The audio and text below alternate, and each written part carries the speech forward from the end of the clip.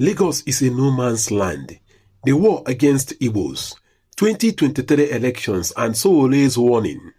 Welcome, my beautiful Chinick TV family. This is your home of both truths, fearless storytelling and the voice of the forgotten. Today, we ask a burning question. Does Lagos still belong to all Nigerians, or has it become a tribal battlefield? From the 2023 elections to Sowore's bold warning, to the renaming of Charly Boy Bus Stop, we are witnessing a pattern that suggests an aggressive cleansing of Igbo presence in Lagos. Let's dive into history, politics, ethnicity and power, and expose the systematic war being waged. The myth of ownership. Who owns Lagos? Lagos, Nigeria's economic powerhouse, is not an ancestral homeland of the Yoruba.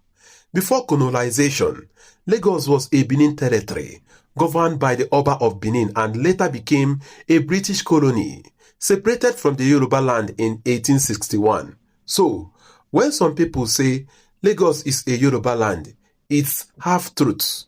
When others say Lagos is no man's land, it is not an insult.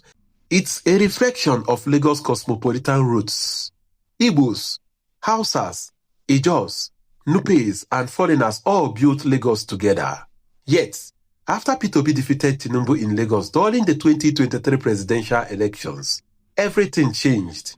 2023, the day Obi defeated the Godfather, in what many called the impossible victory, P2B, an Igbo man, beat Bola Ahmed Tinubu, the self-declared Jagaban of Lagos, on his home turf. This wasn't just a loss, it was a humiliation. The result shook the APC. It shook the tribalists. It shook those who believe Lagos belongs to them. Suddenly, markets with high Igbo presence were demolished. From Alaba International Market to Trade Fair to Pass of Balogun, buildings were marked for destruction, shops burnt, and what was the justification? Urban planning. But many believed it was revenge. Tribal vengeance disguised as policy. They didn't stop at demolitions. Igbos were told, go back to the east.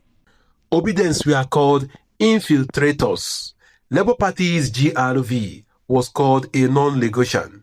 Despite being born and bred in Lagos, violence erupted at polling units.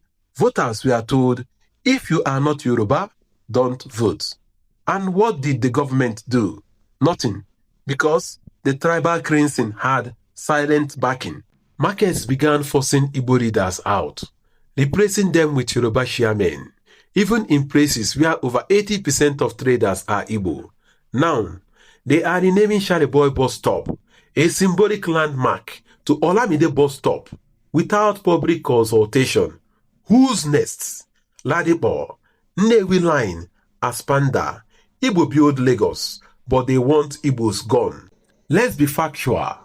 Igbos contribute more to Lagos GDP than any other ethnic group, from Alaba to Trade Fair, Ladipo to Balogun, Aspanda to Festac.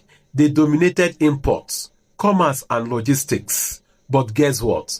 They don't want Igbos politically. They don't want Igbos culturally. Yet, they won't decentralize the ports.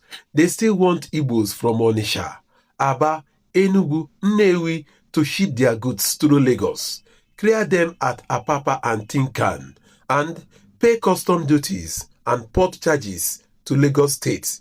They want Igbo money, but not Igbo people. So, while the ports in Calabar, Oni, and Warri are undeveloped, Lagos keep enjoying the economic sweat of the East without respect. Ojukwu's warning and the £20 betrayal. After the Biafran War, Nigeria said, no victor, no vanquished. But what did the Igbos get? £20.